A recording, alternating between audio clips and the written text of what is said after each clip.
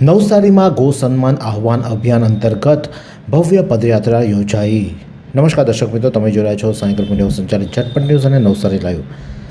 સમસ્ત સનાતની હિન્દુઓ દ્વારા ગૌ માતાને રાષ્ટ્રમાતાનો દરજ્જો આપવાના લક્ષ્ય સાથે આજે નવસારીના આંગણે ગૌ સન્માન આહવાન અભિયાન અંતર્ગત એક ભવ્ય યાત્રાનું આયોજન કરવામાં આવ્યું હતું। ગુરુવાર 7 મે 2026ના રોજ નવસારીના લુન્સીગુ મેદાન સ્થિત સર્કિટ હાઉસ ખાતેથી વિશાળ સંખ્યામાં ભક્તો અને નાગરિકોની એક ગૌરવપૂર્ણ પદયાત્રા નીકળી હતી, જે કાલિયાવાડી ખાતે આવેલા મામલતદાર કચેરી પહોંચી હતી। આ અભિયાનના ભાગરૂપે નવસારી અને જલાલપુર બંને તાલુકાના મામલતદારોને મળીને કુલ 8 આવેદનપત્રો પાઠવવામાં આવ્યા હતા। આ પત્રો પ્રધાનમંત્રી, રાષ્ટ્રપતિ, ગુજરાતના મુખ્યમંત્રી અને રાજ્યપાલને સંબોધીને ગૌરક્ષક અને ગૌ સન્માનની ઉગ્ર માંગ સાથે સુપરત કરવામાં આવ્યા હતા। આ અભિયાનની વિશેષતા એ રહી છે કે જેમાં જન સમર્થનનો અભૂતપૂર્વ ધોધ જોવા મળ્યો હતો। નવસારી તાલુકાના 182 પેજ પર 4914 અને જલાલપુર તાલુકાના 187 પેજ પર 5049 એમ મળી કુલ 9963 લોકોની સહી સાથેનું મહાઆવેદનપત્ર વહીવટીતંત્રને સોંપવામાં આવ્યું હતું। આ આયોજન અંગે ચોક્કસ સંસ્થા, જ્ઞાતિ કે સંપ્રદાયનું ન રહેતા સમસ્ત હિન્દુ સમાજનું હોવાનું આયોજકોએ ભારપૂર્વક જણાવ્યું હતું। આગામી સમયમાં આંદોલનને વધુ વેગવંતુ બનાવવા માટે 27મી જુલાઈ 2026ના રોજ દેશના તમામ 785 જિલ્લાઓમાં અને ત્યારબાદ 27 ઓક્ટોબરના રોજ તમામ રાજ્યોના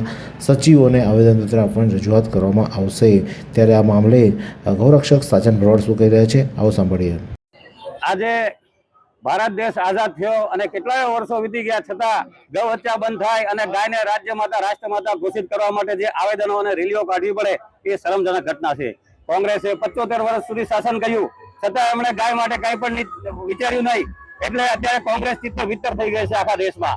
જો ભારતીય જનતા પાર્ટી પણ ગાય માટે કાંઈ નહીં વિચારે તો ભારતીય જનતા પાર્ટી પણ ખોવાઈ જશે।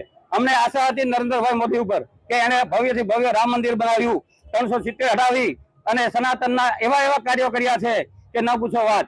જો નરેન્દ્રભાઈ મોદી ગાયને રાષ્ટ્રમાતા ઘોષિત ન કરે અને ગાય માટે કંઈ પણ ના વિચારે તો જેવી હાલત કોંગ્રેસની થઈ છે એવી હાલત ભારતીય જનતા પાર્ટીની પણ થશે।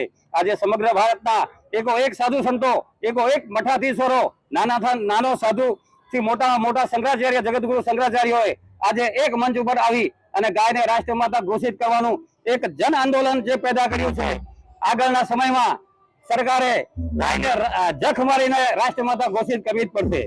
અમને આશા હતી કે ભારતીય જનતા પાર્ટી સનાતની પાર્ટી છે, ભારતીય જનતા પાર્ટીના આવવાથી ગાયનું કઈ વિચાર છે, પણ 12 વર્ષ વીતી ગયા છતાં ભારતીય જનતા પાર્ટીએ ગાય માટે પણ કાંઈ ન વિચાર્યું। જો ગાયને રાષ્ટ્રમાતા વહેલી તકે જાહેર ના કરે તો સનાતનીઓ પણ વિચારવું પડશે। શું તમે શરીરના સાંધાના દુખાવાથી પીડાઈ રહ્યા છો કે પછી તમે કોઈ સ્પોર્ટ્સ ઇન્જરીથી પીડાઈ રહ્યા છો? લકવાની બીમારી બાદની પીડા સહન કરી રહ્યા છો? શું તમને સ્પાઇનલ પ્રોબ્લેમ છે? તો આ તમામ દુખાવાને હવે બાય કરી દો, કારણ કે માસ્ટર ડિગ્રી ધરાવતા ખૂબ જ અનુભવી ફિઝિયોથેરાપિસ્ટ ડૉક્ટર અમિત પટેલ પાસે તમે આ તમામ સમસ્યાઓનું સચોટ નિદાન કરાવી ફરીથી નોર્મલ જિંદગી જીવી શકો છો। તો સરનામું નોંધી લો, comprehensive care centre, DD street, library પાસે, અનુરાગ સારીઝની લાઇનમાં, નવસારી। તો અન્ય હિન્દુત્વવાદી એવા રાકેશભાઈ શર્મા શું કહી રહ્યા છે, આવો સાંભળીએ।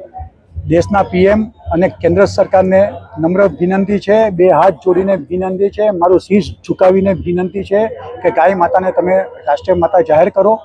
આ અમારી જે માંગ છે તે 1960થી પેન્ડિંગ છે। કોંગ્રેસ નહોતી માનતી, એટલે ગાયના શ્રાપથી આજે સત્તામાં છે નહીં, નેસ્તાબૂત છે। એટલે સાહેબને વિનંતી છે કે અમારી જે આ માંગ છે એ સંજ્ઞાનમાં લો અને જલ્દીમાં જલ્દી ગાય માતાને રાષ્ટ્રીય માતા જાહેર કરો। સાથે સાથે મારા જે સાંસદ છે પટેલ સાહેબ, એમને પણ વિનંતી કે જો તમને ટાઈમ મળે તો સંસદની અંદર ગાયના સારું 2 શબ્દ પણ તમે બોલો। ગાય અગર બચશે તો જ આપણો ધર્મ બચશે અને ધર્મ બચશે તો જ આપણો દેશ બચશે અને અગર જો દેશ બચશે તો જ બધા આપણે બચીશું। જય શ્રી રામ, જય ગૌ માતા। આજે જે આવેદનપત્ર આપ્યું છે દેશના પીએમ સાહેબને, રાષ્ટ્રપતિને, ગવર્નર સાહેબને અને આપણા સ્ટેટના સીએમને આપ્યું છે તો અમારી માંગ છે કે ગાય માતાને તમે રાષ્ટ્રીય માતા જાહેર કરો। આ માંગ તમે સ્વીકારશો તો આપને ખૂબ ખૂબ ધન્યવાદ છે। અગર આ માંગ નહીં સ્વીકારશો તો પાછા અમે 27 જુલાઈના રોજ સેમ આવેદનપત્ર કલેક્ટર સાહેબને આપીશું। છતાં પણ જો તમે માંગ નહીં સ્વીકારશો તો આવતો સાલ 15મી ઓગસ્ટના પછી 16મી ઓગસ્ટ 2027ના રોજ દેશના દરેક સાધુ સંતો ભૂખ હડતાલ પર બેસશે અને આના માટે ઝડપ આંદોલન કરશે. आइसक्रीम हमारे यहाँ रोज चाहिए और वो भी रिफ्रेश के आइसक्रीम मिक्स 5 से ज्यादा वैरायटीज सर्च करो क्लिक करो लाइफ को रिफ्रेश करो. અભિયાનની અંતિમ રૂપરેખા જાહેર કરતાં જણાવ્યું હતું કે જો આગામી 15મી ઓગસ્ટ 2027 સુધીમાં લાલ કિલ્લા પરથી ગૌ માતાને રાષ્ટ્રમાતા જાહેર કરવામાં નહીં આવે તો 16 ઓગસ્ટ 2027થી દેશભરમાં સાધુ સંતો દિલ્હી ખાતે 1966 કરતાં વધુ મોટા અને અદ્ભુત આંદોલનો પ્રારંભ કરશે. ગૌમાતાના સન્માન માટે સાધુ સંતો પોતાના પ્રાણોની આહુતિ આપવા પણ તૈયાર છે તેવી ચીમકી ઉચ્ચારવામાં આવી છે. જ્યાં સુધી ગૌમાતાને બંધારણીય રીતે રાષ્ટ્રમાતા જાહેર કરવામાં ન આવે ત્યાં સુધી આ લડત અવિરત ચાલુ રાખવાનો મક્કમ નિર્ધાર વ્યક્ત કરવામાં આવ્યો છે. આ જ પ્રકારના અવનવા સમાચાર માટે જોતા રહો સાયકલ પર સંચાલિત ઝટપટ ન્યૂઝ અને નવસારી લાઈવ.